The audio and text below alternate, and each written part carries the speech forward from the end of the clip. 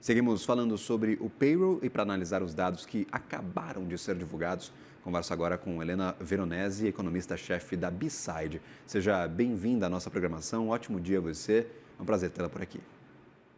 Bom dia, obrigado. O prazer é todo meu. Tira um pouco da apreensão gerada na quarta-feira, eu falei terça, mas foi quarta-feira a publicação do relatório da ADP. A ADP demonstrou um enfraquecimento muito acentuado do mercado de trabalho, mas os dados oficiais mostram um outro cenário. Ainda a criação de mais de 100 mil empregos no mês de maio, mais fraco do que o mês anterior, mas mesmo assim acima das expectativas. Tira um pouco da apreensão. Payroll e ADP já faz algum tempo que não tem mais uma correlação tão grande entre elas. Acho que tem até uma metodologia diferente. O payroll, que é essa que saiu hoje, tem uma abrangência maior entre estados norte-americanos. Então, dá para dizer que é uma pesquisa mais completa e que mostra de maneira mais clara a realidade de fato do mercado de trabalho. E o que mostrou foi isso que você falou agora: é um mercado de trabalho ainda bastante aquecido.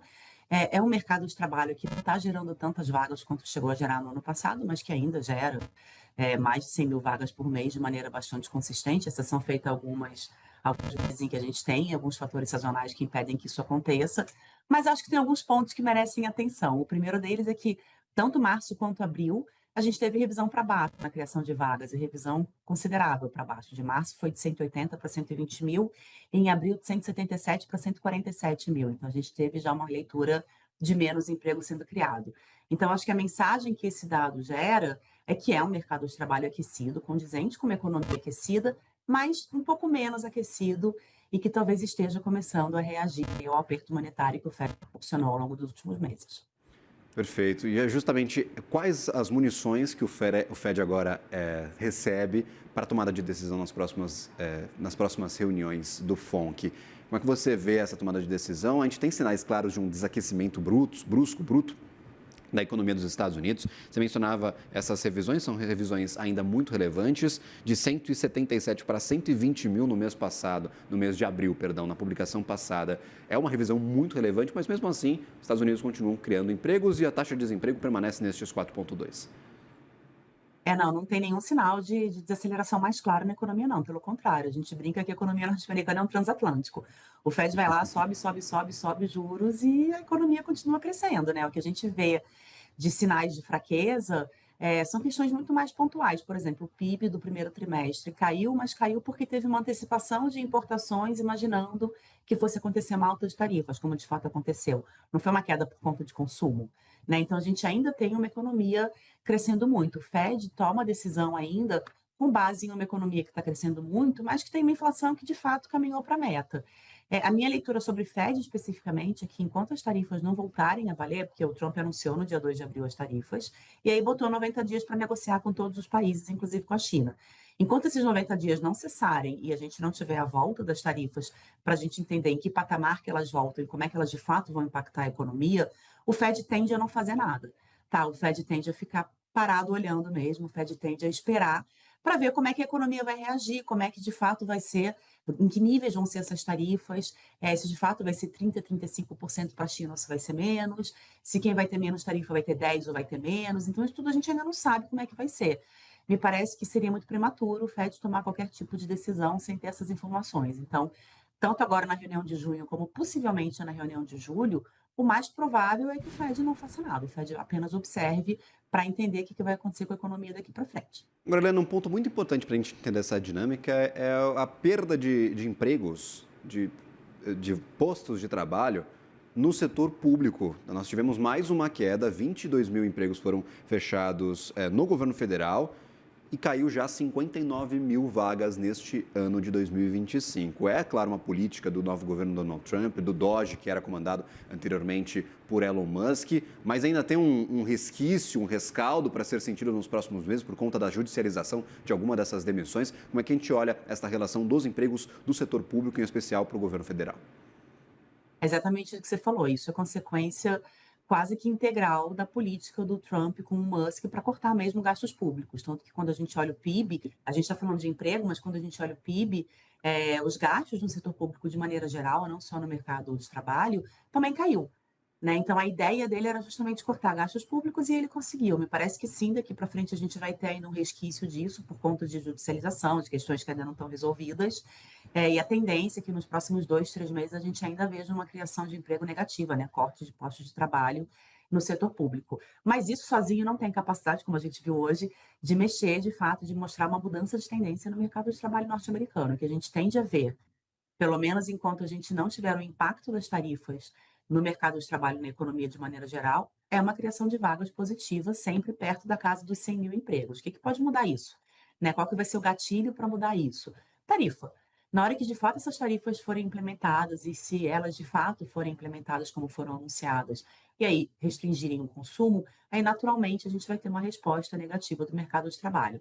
Mas isso vai ser mais para o segundo semestre. Nesse primeiro semestre, me parece que o mercado de trabalho vai permanecer aquecido com alguns pontos específicos, como o setor, criação de vagas do setor público negativas, mas de maneira geral ainda bastante aquecido.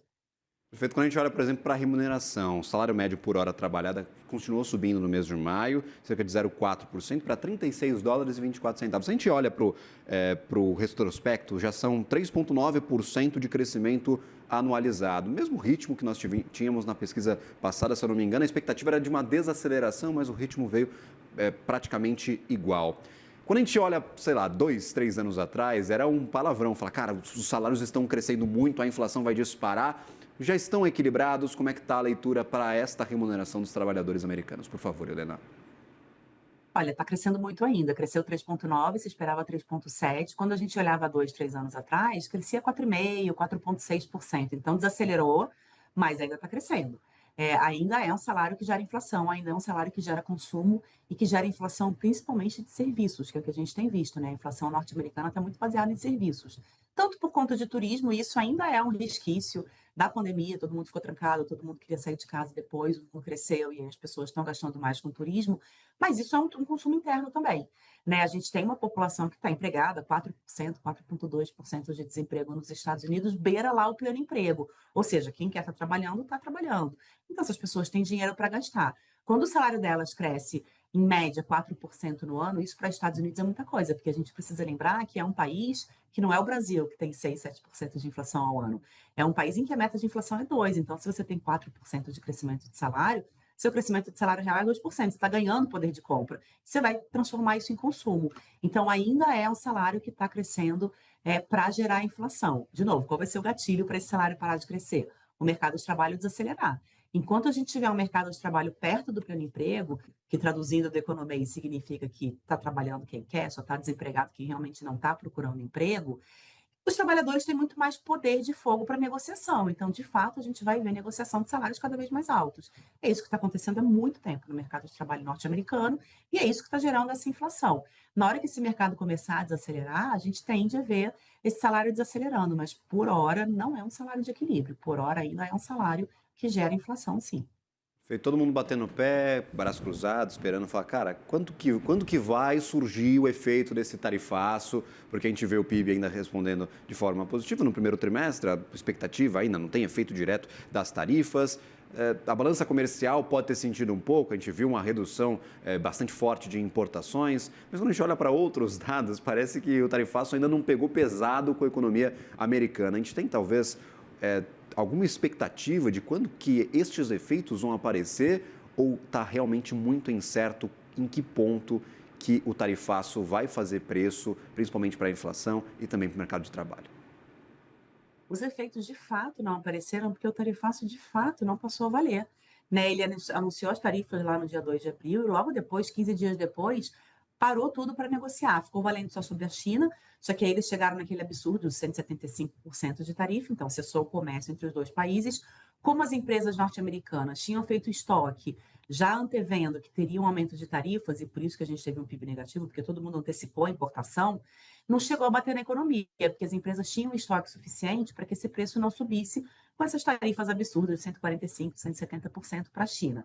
E aí eles pararam, né, o tarifaço, eles paralisaram por 90 dias para negociar com todos os países. E aí isso vale com a China, mas isso vale para os outros 180 países que também sofreram o efeito do tarifaço. Então, o que a gente precisa esperar agora é o final de julho, que é quando acabam esses 90 dias, para ver como que essas tarifas vão ser anunciadas, quais tarifas vão passar a valer, para daí sim isso impactar na economia. Eu acho que o cenário base de ninguém mudou, o cenário base ainda é que um mundo com mais tarifas e os Estados Unidos cobrando mais tarifas de importação é um país que vai ter restrição de oferta, ou seja, é um país que menos gente vai vender para eles. Então, é um país que vai ter menos produto importado lá dentro, mas é um país que depende dessas importações, então que vai ter queda no consumo interno. Só que isso foi meio que defasado o efeito e foi um pouco jogado para o segundo semestre por conta desses 90 dias que eles deram de pausa para negociar. Mas isso vai acontecer. A única chance disso não acontecer é o Trump falar que não tem mais tarifa, mas não me parece que esse seja o objetivo dele. Então, isso vai acontecer no segundo semestre. A gente não sabe em que magnitude, porque a gente não sabe como que essas tarifas estão sendo negociadas, mas vai acontecer. A gente vai ter um período de oferta menor nos Estados Unidos. E aí, como é que isso bate na economia? Isso vai diminuir o consumo.